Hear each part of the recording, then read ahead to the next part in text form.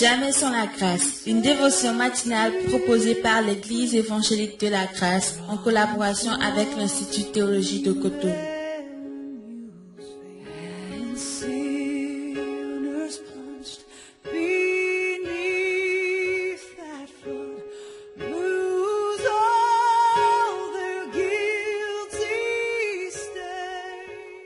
Bonjour chers amis, chers internautes, nouvelle journée, bienvenue dans cette nouvelle dévotion ce matin.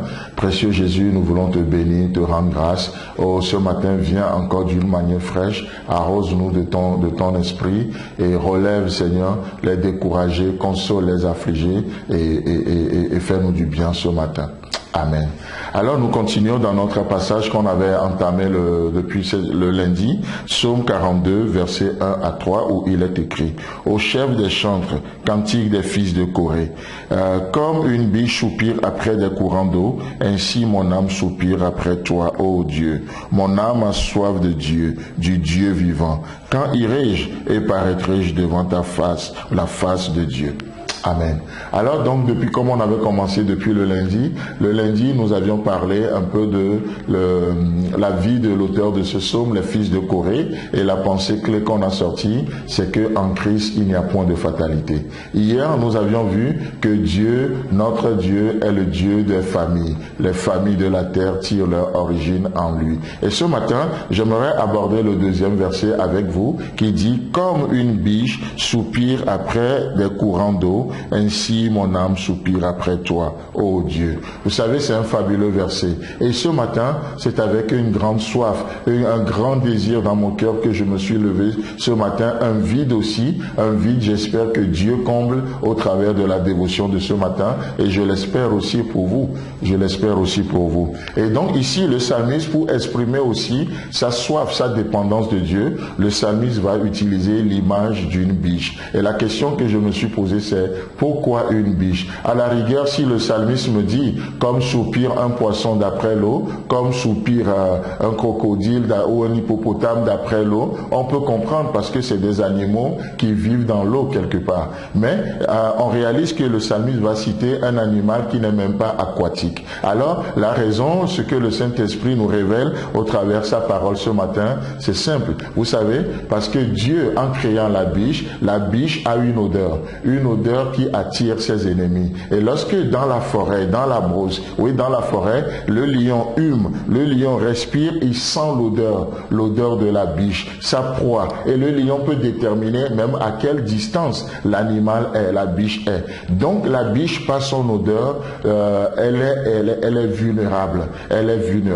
Et donc vous savez quoi? C'est la même chose aussi pour nous ce matin. C'est pourquoi Dieu nous dit de ne pas s'appuyer sur la chair. Parce que naturellement parlant, la chair de l'homme, notre chair attire l'ennemi. C'est pourquoi Dieu, par amour pour nous, nous donne la solution au travers de l'apôtre Paul qui dira: marchez selon l'esprit et vous n'accomplirez point les désirs de la chair. Les désirs de la chair vous rendent vulnérables. Et ce matin, nous n'avons pas à faire appel à notre chair. La chair attire les démons. La chair nous rend vulnérables. La chair, vous vivez selon la chair, vous êtes exposé à l'ennemi. Et c'est ce que Pierre nous dit, n'est-ce pas, dans une de ses épîtres. Pierre, qu'est-ce qu'il nous dira? Que d'être sobre, parce que notre adversaire, le diable, il rôde comme un lion, cherchant qui dévorer. Chers amis, chers internautes, dans cette journée, vous n'avez pas à marcher selon la chair. Une chose qui s'impose à nous, c'est de trouver refuge dans le Saint des Saints. C'est de trouver refuge auprès de Dieu,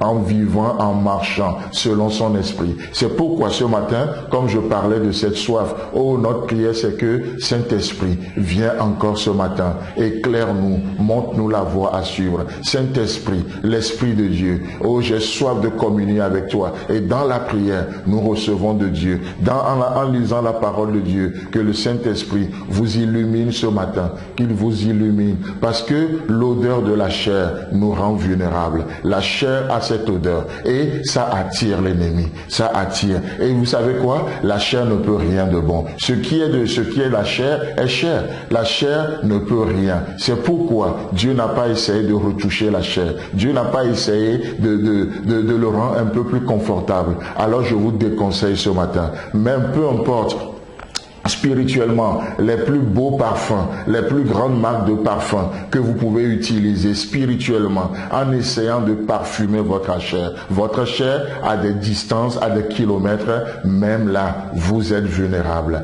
Les œuvres de la chair sont manifestes et la Bible nous appelle à les condamner. Nous ne participons pas, nous ne prenons pas part aux œuvres des ténèbres. Dans cette journée, nous les condamnons, nous les livrons en spectacle au nom puissant de Jésus. Chers amis, chers internautes, la chair pue. Trouvons refuge auprès de Dieu, parce que auprès de lui est la source de la vie. Et par sa lumière, vous pouvez voir la lumière dans cette journée. Amen.